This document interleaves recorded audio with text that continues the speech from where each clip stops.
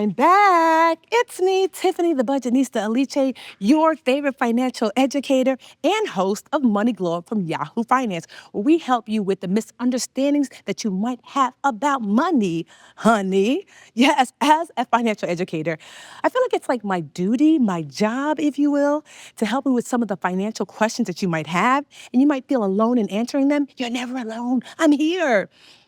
This episode, we're going to talk about money hacks. True, false, someplace in between. Can you really hack your way to wealth? We're going to see.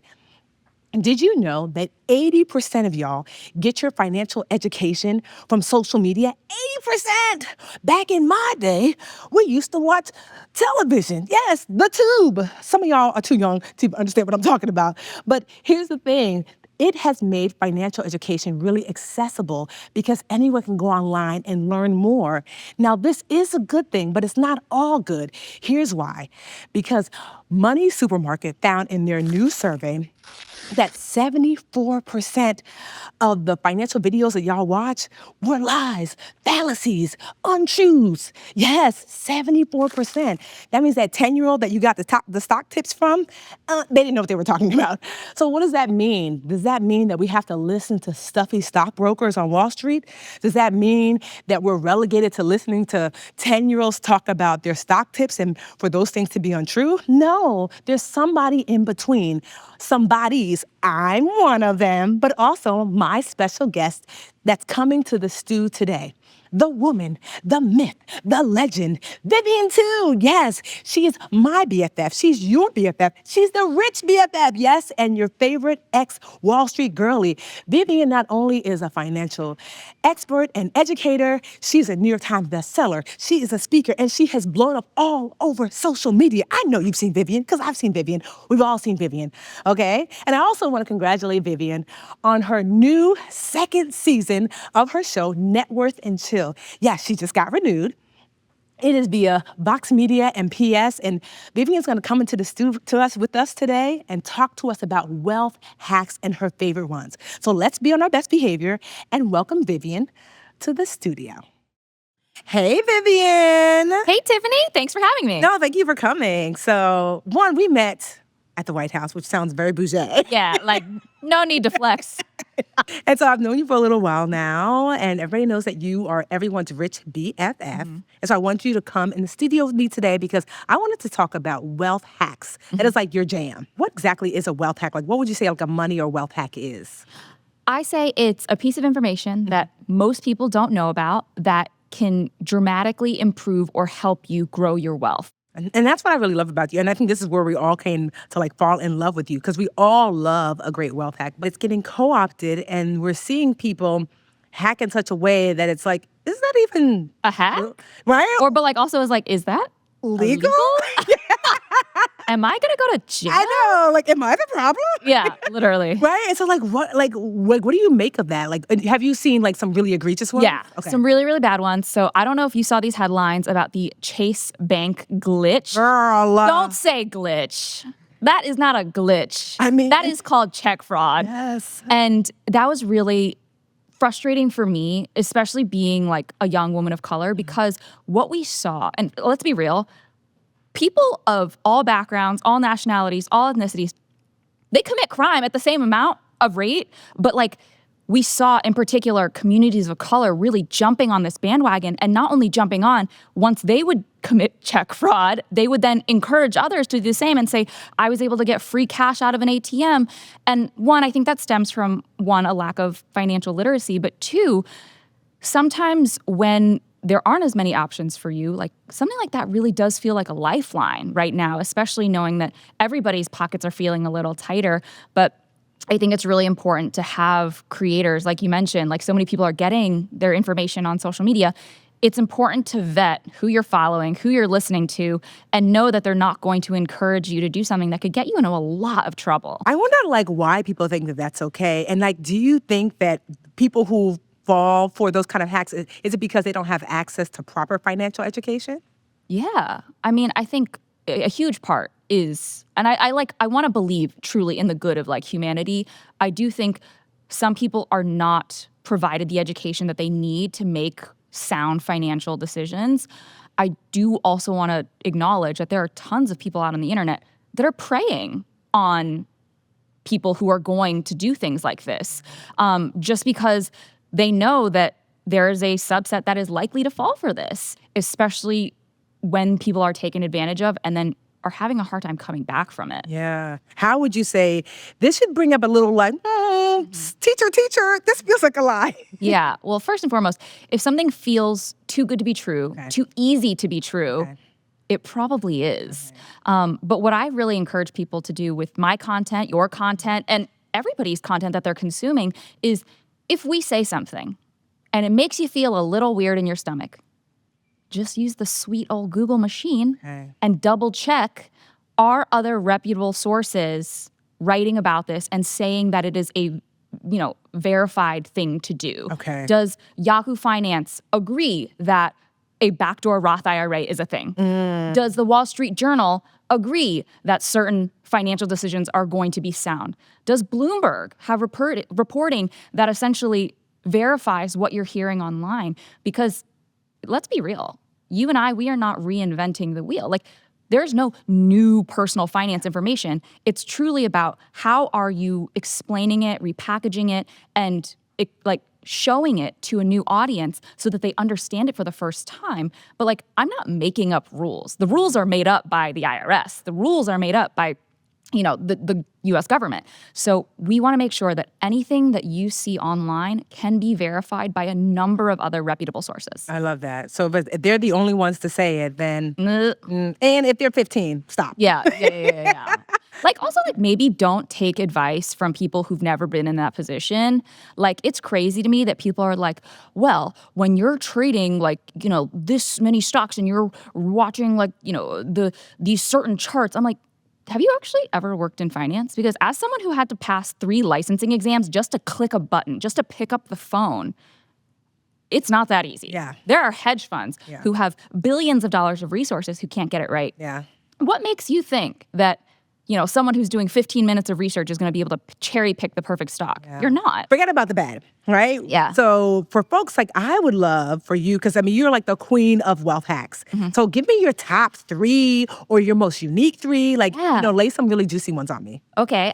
Number 1, Okay. let's be time travelers. Okay. Okay. So, we're kind of heading into the end of the year, 2024. And if you're like, oh man, I didn't get to max out my IRA or my Roth IRA. Okay.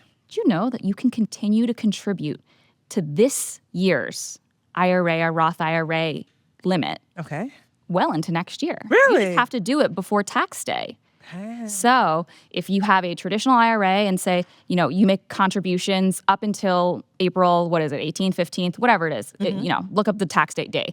But if you contribute before then, you can actually still take that as part of your deductions against your adjusted gross income for your current tax year to get a benefit to you. Okay. If you're contributing to a Roth IRA, you're not going to, take any tax deductions on the front end. But every single year, there is an amount that you can contribute to these retirement accounts because they're so powerful. Right now, it's $7,000 a year. And it is not if I didn't do 7 this year, I can do 14 next year. It's use it or lose it. Yeah. So if if you're still before tax day, make sure to take care of last year and try to maximize what you can, because those tax benefits are going to pay dividends for you later on. Ooh, I like that. So it's like, girl, it's not too late. Okay, so that's number 1. Number 2. Okay. So I'm assuming most everybody watching and listening to this are not retirees. Okay. However, we should all be members of AARP. Really? Okay. Girl. So I know it stands for American Association of Retired Persons. So people are like, okay, so you have to be a senior citizen, you have to be older.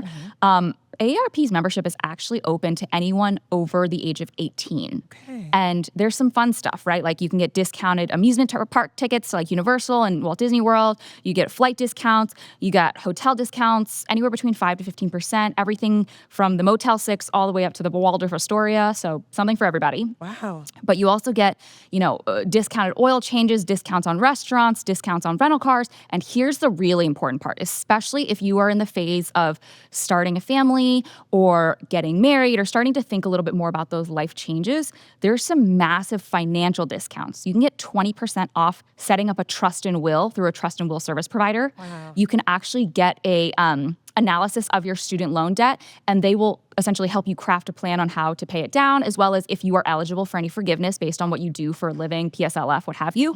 And you will get discounted pet insurance, home insurance, health insurance, you name it. Like AARP has it. Oh my God! Let me find out. I'm gonna be an AARP head. I love that. Okay. All right, third one. Lay it on me. These are great. Yeah. The third one is a little bit more of an amorphous one, but you should be negotiating everything. Okay. Everything. And I say this as something as simple as I came home on a flight the other day, and my TV screen on my flight wasn't working. Okay. I went and said, "Hello, airline. I'm very disappointed. I was on this flight. This is my name. This was my seat. My TV wasn't working." You know who just got 5,000 points dropped into their account? No. Me. And I was at a store the other day. I was buying a pair of shoes. They were beautiful.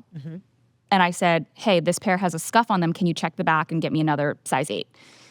The sales associate comes back and is like, "Hey, I'm really sorry, but like this is our last size 8. And I was like, "Okay, I still want these shoes. I need them today. But can you give me a discount because there's a scuff on them?" You and I both see the scuff. I got 10% off the shoes. You sound like my mom. I'm not gonna lie. When we was kids, like that was her favorite thing. She'd be like, "Ooh, yes, not a little ding." The really big moments in your life are also important to negotiate. I'm talking medical bills, when you're buying a car, and when you're buying a house. Okay. These are gonna be some of the largest expenses in your life. And we talk so much about scrimping and saving. Don't buy the latte, don't buy the avocado toast.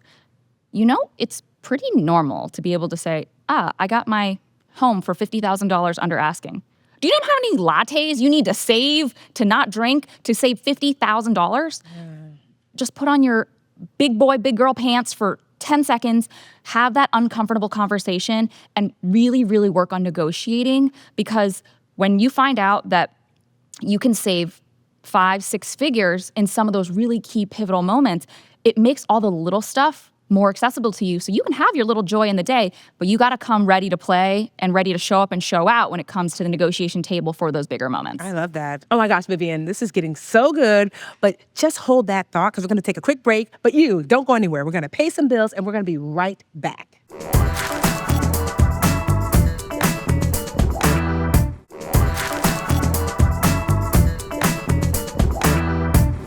And we are back with more BFF, Rich BFF to you, that is.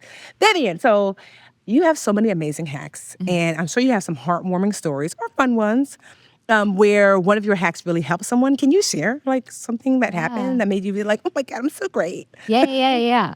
So there is a website called missingmoney.com, and it's a government that works in coordination with the U.S. government, because there are times where you will have money owed to you that you barely even know about or have forgotten about, whether it's old security deposits on buildings that you rented in, whether it's insurance payouts, anything like that.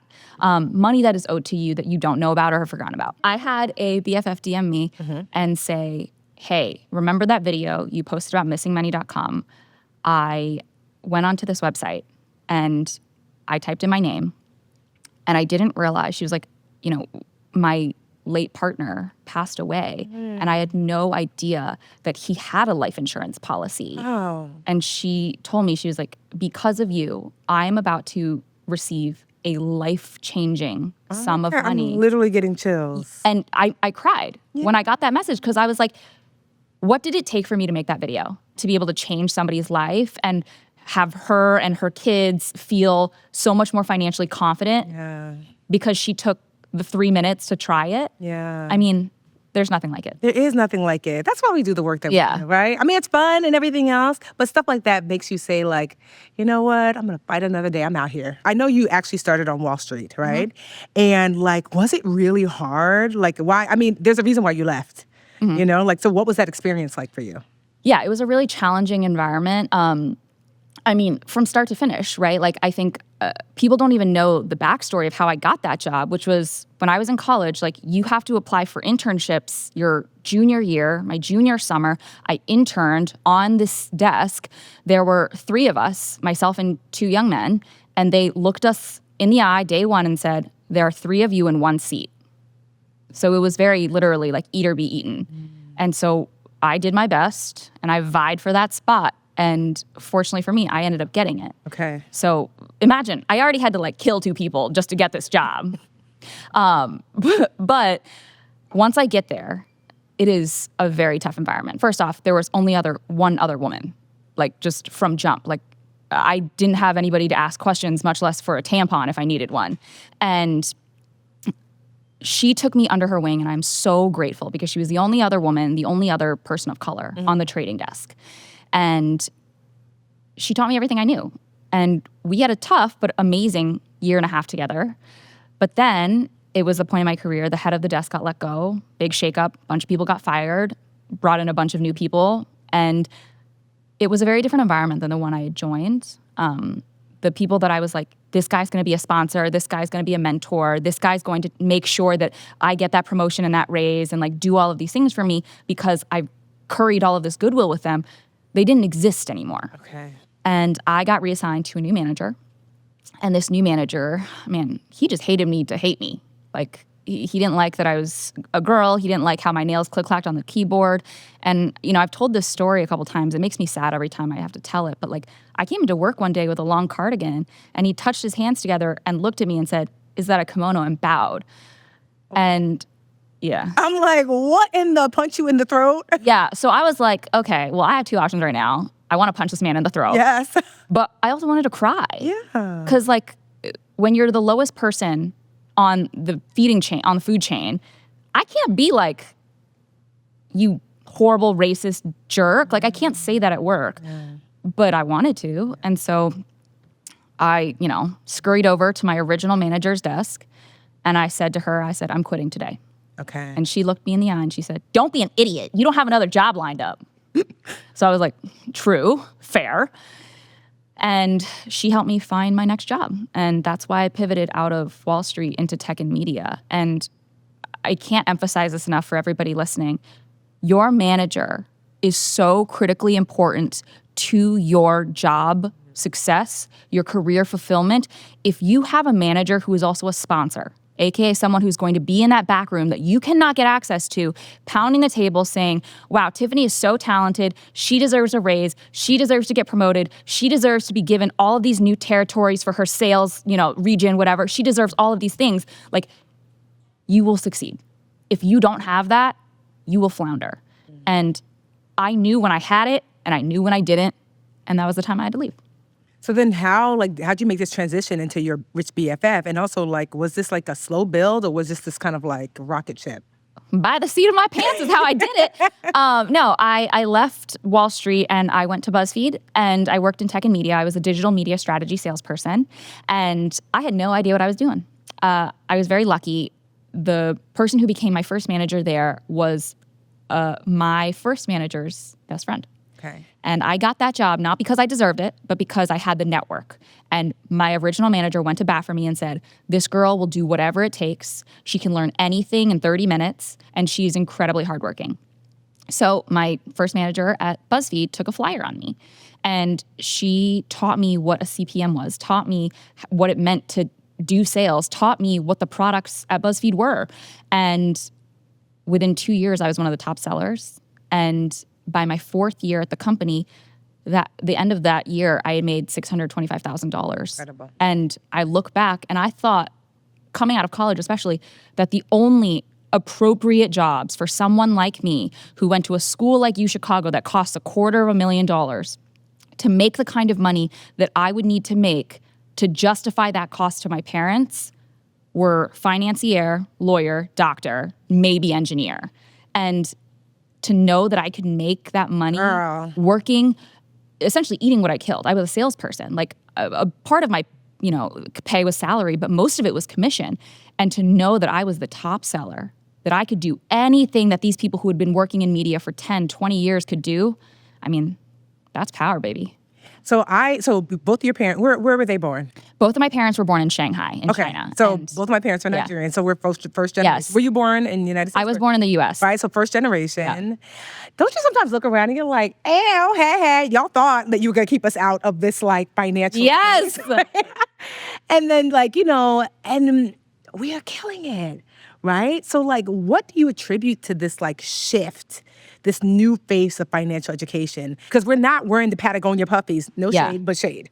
It's time to change. Yeah. Right? Like, that's not what's happening. Yeah. So like, why is it, do you think, that like people are just resonating with you so much? You know, I think for a really long time, I was like worried that because I didn't have a Patagonia puffy, people weren't going to take me seriously. I mean, even when I first started creating content, people were like, what does this girl know about investing? I'm like, what do you mean? Like, I am more credentialed than any of you idiots arguing on the internet. And you don't know that because I'm, you know, I look like this. I'm young. I'm an Asian woman. I wear cute earrings. Like, you expect me to literally I have was going to say your earrings are really cute. Oh, thank you. I was going to say, you expect me to have like khakis and a gray puffer on. But I think ultimately that our identity has become our superpower because no one has spoken to women. No one has spoken to communities of color. No one has spoken to the LGBTQ community or people who grow up low income. I mean, that demographic has served old rich white men for a very long time, and they've always been taken care of. They've always had access to the country club. But for people like you and me to suddenly be this new face of like, you could be my neighbor. Like, I could be anybody's best friend from college. It's that accessibility because I don't want a Yelp review from some stranger. I want to know what my friend thinks about that restaurant. And that is the power of having someone who isn't going to lecture you like a college professor, but really give it to you straight like a friend. Yeah, I love that. I love what we do. Yeah. If you love what we do, and I know you do, first of all, I'm going to because the teacher in me is always like, let's recap what we learned from Vivian today, right? Because we have the guest, right? So what I heard, Vivian, you let me know if I'm on the right track, that you actually can hack your way to wealth. You know, there are some legitimate money hacks. We have to be careful, though, who we get the information Yes. from. If it sounds too good to be true, it probably is.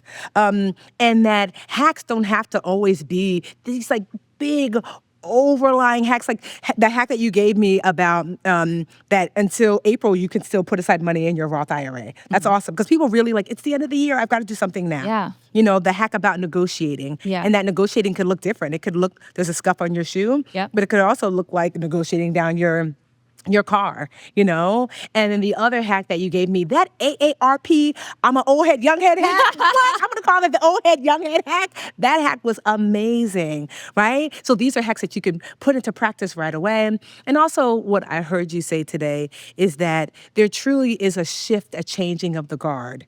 And that financial education, there are no more gatekeepers. And that if you truly wanna have access, you can. You want to be mindful who you listen to, but know that you are not alone unless you want to be. And there are plenty of people like myself, like Vivian, and whoever you gravitate to that are out there to help you. Did I get it right? Oh, you got it perfect. Did I get an A+? A plus plus and a gold star sticker. I love that. So thank you for coming on Money Glow Up. Y'all, you already know I am Tiffany, your favorite financial educator, the Budgetnista. And if you want any kind of financial hack that you want to have access to, go head on over to getgoodwithmoney.com. You will never be by yourself, okay? And if you want to catch Money Glow Up, you can every single week at 12 p.m. Eastern Standard Time on Thursday, right? You can catch us at yahoofinance.com or wherever you listen to podcasts. We are here. Again, I'm Tiffany, the Budgetnista. I'm your favorite financial educator, and today's memorable quote, I will say, that you can't hack your way to wealth, but it's the who, and that who might be Vivian too. Bye, y'all. Until next week.